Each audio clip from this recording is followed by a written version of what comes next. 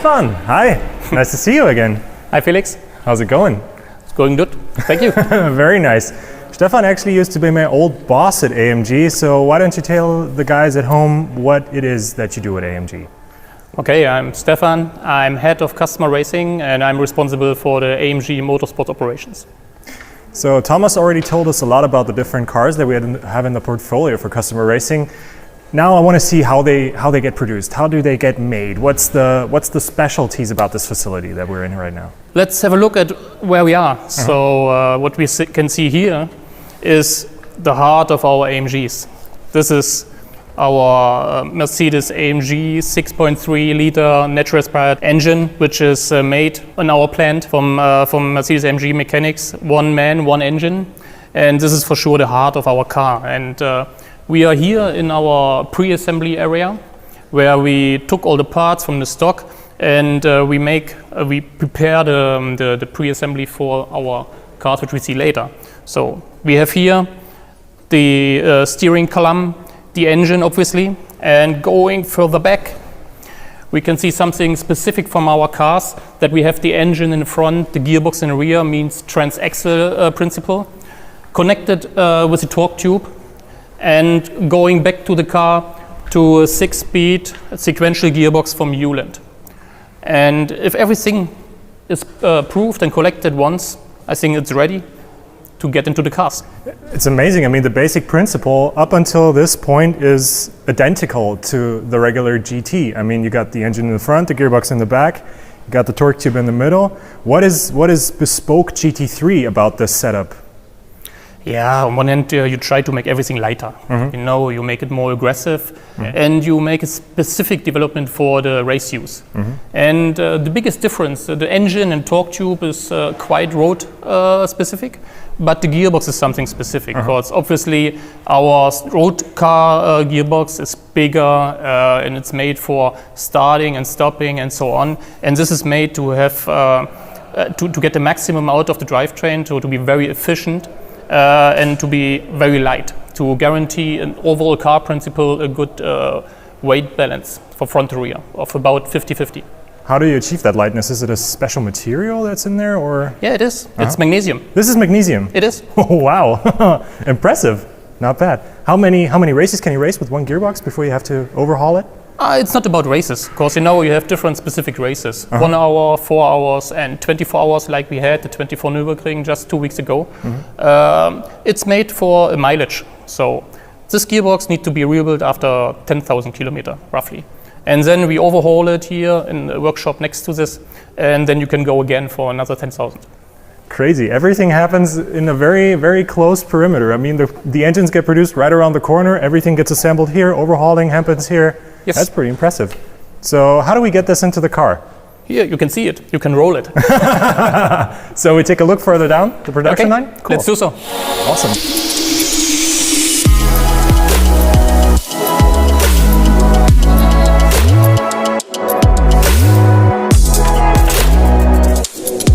Nice. So here it is. This is the production line?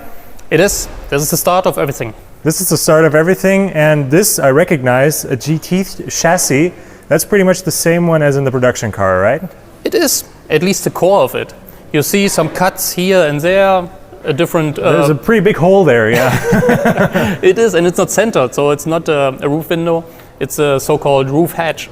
So it's a security function topic to get, in case of an accident, easy access to the driver's head to remove the helmet before you take him out of the car. Here you can see the biggest thing is the fuel cell. The fuel cell, not the tank. All right. No, you see both. Inside it's a fuel cell, and what you can see here out of CFK, it's a firewall. It's a sealed case for the fuel cell, which is also out of a kind of rubber, which secures if the cell is damaged that no fuel is coming out in the passenger. In direction to the passenger. So. Yeah, this looks pretty sturdy, I gotta say. I mean, this is just a huge block of carbon fiber. Yeah, it is. Yeah. It needs to be safe, and in case of a big crash and the car is rolling, so everything should be there and should be sealed. And theoretically, you could refill it from both sides, I see, right? Exactly. You only need to change the valvings and the intakes, and then you can decide depending on the track and the track layout, if it's going right or left, clockwise, anti-clockwise. So this is also where the mechanics are. So Awesome. that's why. Yeah, that's pretty nifty. That's a very nice feature. And all the lines and everything are already in the car, I can see, right? Yeah, it's the lines, it's the air jack system to jump the car for the pit stops. I can see it, yeah. And obviously also all the electronics. ECU, battery, the electric loom is installed together with the steering column and the ABS unit. Ah, yeah, there I can see it. So pretty much what we see, it's a finish of stage 1 of our production line. So all the innards, all the vanes are in the car, and then we move on from there.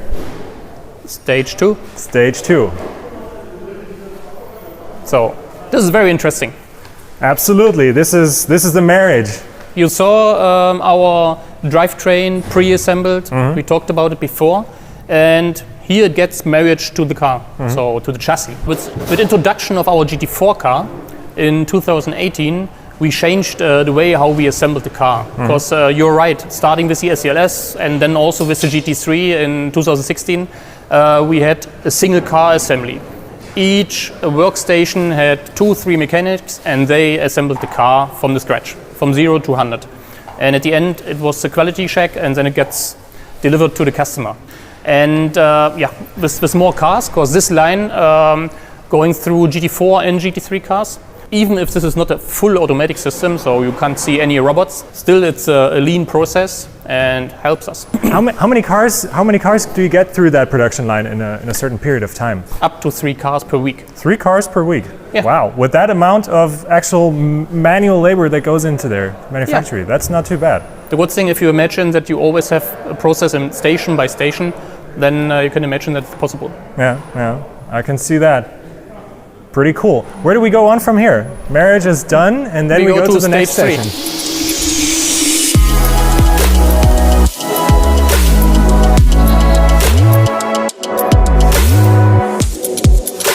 So this is it, stage number 3.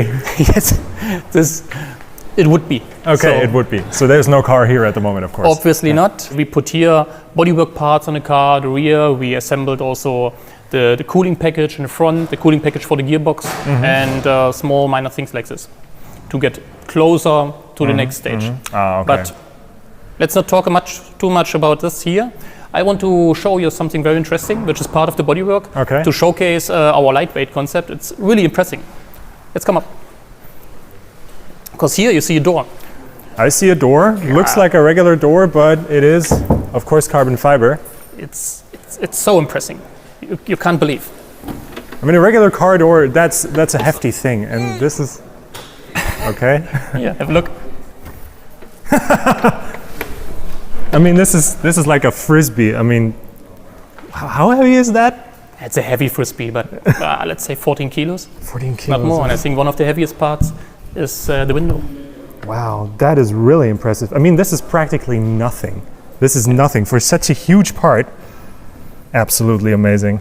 Wow. Yeah, okay, that really goes to show that you take the lightweight business very serious. Yeah, but also the regulation allows us. You know, the door from this road car is quite heavy, but on a road car, the door is an integral fact to protect the driver, because the driver is not sitting in a seat cage.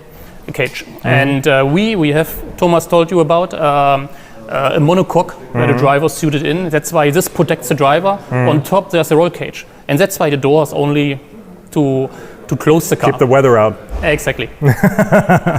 Wow, not bad, really impressive. It's pretty cool. So now here we see all the bodywork is already pretty much finished. Yep, at least in the rear. So, and we concentrate to go to the front, but you see the guys here checking each sensor of the car, and the mechanics will put on the suspension. The underfloor gets integrated, and the complete front end with lights and aerodynamic package from the front. So here you can see in the front also suspension is already in. You see the beautiful engine with the air intake, air filter. Now everything comes together. Here's the air restrictor, right? This is the part of the car which I hate most. It restricts the power, yeah. It should go. It's unbelievable. If you see such pipes, this is what the engine needs to breathe free, to impress the maximum performance. But now we are forced from the regulation to breathe through such a hole. But it's what it is, and we are not alone. That's for the whole competition. But it's necessary to balance the competition. It's all about the balance of performance. Yeah. It is, and luckily we are on the side that we can get reduced by power. It would be a shame if we would need more. True, definitely. Yeah, so stage 4, when that's completed, we get to the final stage, right? Yeah, and here you see also that we are flexible with our cars. You see here the GT4 car. Coming from the GT3 to the GT4, yeah, that's also really impressive that you can just jump back and forth between cars. Yeah, it's for the mechanics also something that they not only do the single car, always the same work. So now here they collected the GT4 car, and here the car gets the finish.